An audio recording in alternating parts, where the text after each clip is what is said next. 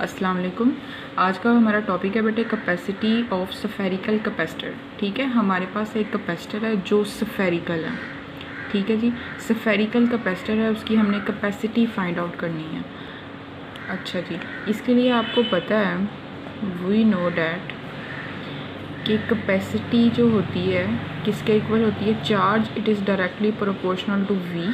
यहाँ पे हम प्रोपोर्शनलिटी को अगर ख़त्म करेंगे तो आपके पास आ जाएगा सी वी। यहाँ पे सी हमारे पास कैपेसिटेंस है, तो सी को आप एक साइड पे ले आएँ, C is equal to Q over we.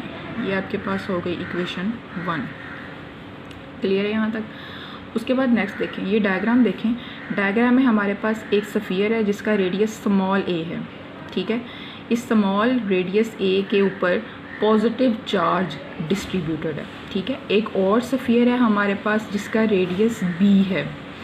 इस स्फीयर के इनर साइड के ऊपर हमारे पास नेगेटिव चार्ज है। ठीक है, तो ये आप ऐसे कंसीडर कर लें कि ये स्फीयर जो है जिसका रेडियस स्मॉल ए है, ये कैपेसिटर की पॉजिटिव प्लेट है, और जो sphere with radius small B, it is the second plate और it is the negative plate of the capacitor.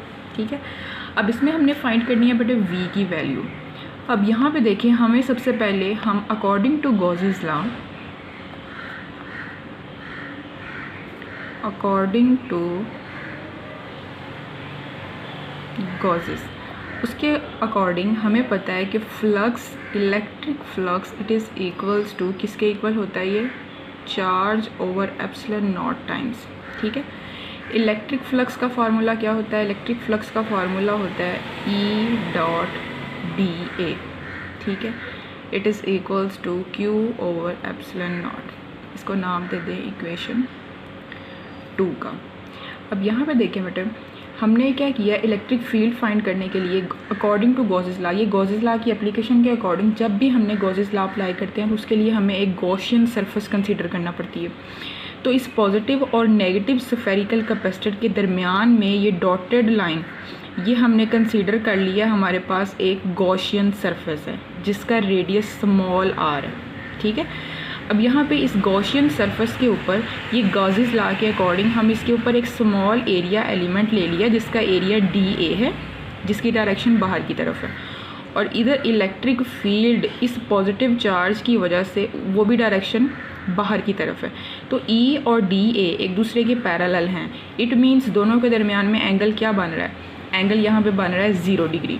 ठीक है, तो यहाँ पे आप देखें, यहाँ पे डॉट प्रोडक्ट को अब जब आप ख़त्म करेंगे तो आपके पास क्या आएगा, EDA आपके पास आ जाएगा cos theta, it is equals to Q over epsilon not. ठीक है बेटे, अब यहाँ पे आप थीटा की जगह पे E और DA के दरमियान में एंगल 0 है, तो आप लिख लें 0 degree, it is equals to Q over epsilon not. अब cos 0 किसके इक्वल होता है, इट इज़ इक्वल्स टू 1, तो cos 0 की जगह पे आपके पास आ जाएगा 1। तो ये इक्वेशन आपके पास बन जाएगी बेटे EDA it is equals to Q over epsilon not. अब यहाँ पे देखें, E को अगर आप बाहर ले आएं, आपके पास सिर्फ रह जाएगा DA it is equals to Q over epsilon not. अब यहाँ पे इंटीग्रेशन और डेरिवेटिव एक दूसरे की टर्म को कैंसिल कर देंगे, तो आपको पता है कि स्फीयर का एरिया किसके इक्वल होता है, तो बेटे area of the sphere is 4 pi R square, it is equals to Q over epsilon not. अब यहाँ पे E को आप एक साइड पे रहने दें, आपके पास इक्वेशन बन जाएगी 1/4 pi epsilon not Q over R square. इसको आप नाम दे लें इक्वेशन 3 का। ठीक है, अब जब आपने बेटे इलेक्ट्रिक फील्ड फाइंड कर लिया स्फीयर के लिए, तो अब हमारा क्या काम है, एक्चुअली हमने फाइंड करना है कैपेसिटेंस में पुट करनी है जो वैल्यू V। अब हमने E फाइंड कर लिया है, तो we know that V it is equals to the negative of the electric field E dot D R. ठीक है, लिमिट यहाँ पे आप लगाएंगे हमारे पास B से B रेडियस से A रेडियस तक। ठीक है बेटा, अब यहाँ पे देखें, वैल्यू पुट करें, वैल्यू पुट करेंगे V is equals to minus B से A, E की वैल्यू जो हमने ऊपर फाइंड की है क्या है 1/4 pi epsilon not Q over R square और डॉट dr वैसे ही आ जाएगा। अब इसमें से जो कांस्टेंट है उनको आप बाहर लें तो क्या आ जाएगा -Q over 4 pi epsilon not B से A। R को भी आप ऊपर लिख दें तो ये बन जाएगा R की पावर -2 हो जाएगी, it is dot dr। Then यहाँ पे देखें V इज़ इक्वल्स टू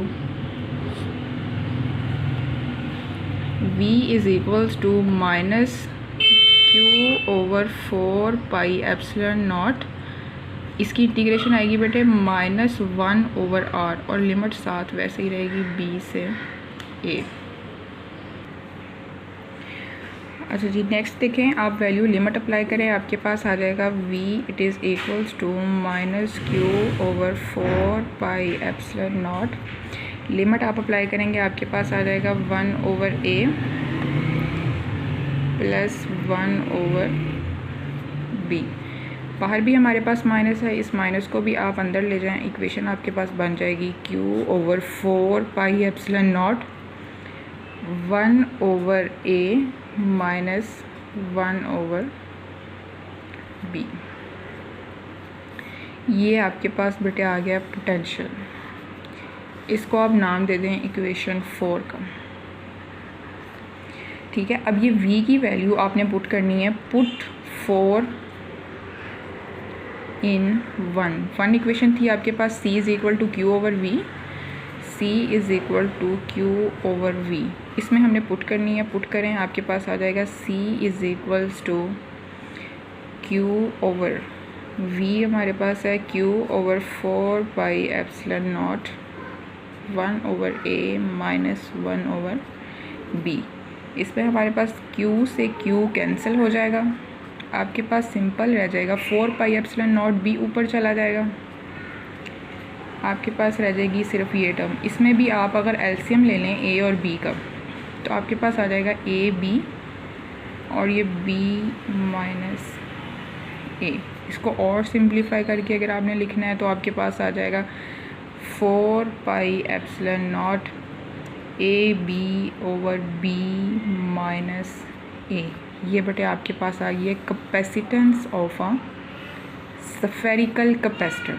ठीक है, अब अगर प्लेट्स दोनों पॉजिटिव और नेगेटिव प्लेट्स के दरमियान में अगर हम कोई डाई इलेक्ट्रिक मीडियम रख दें देन कैपेसिटेंस इंक्रीज़ कर जाएगी।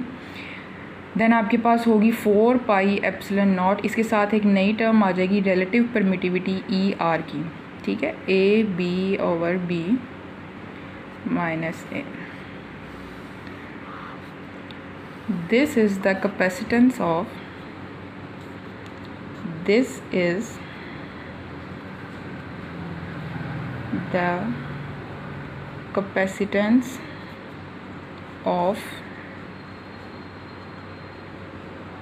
Spherical capacitor. उम्मीद है कि आपको समझ आ गई होगी। ठीक है जी, थैंक यू, अल्लाह हाफ़िज़।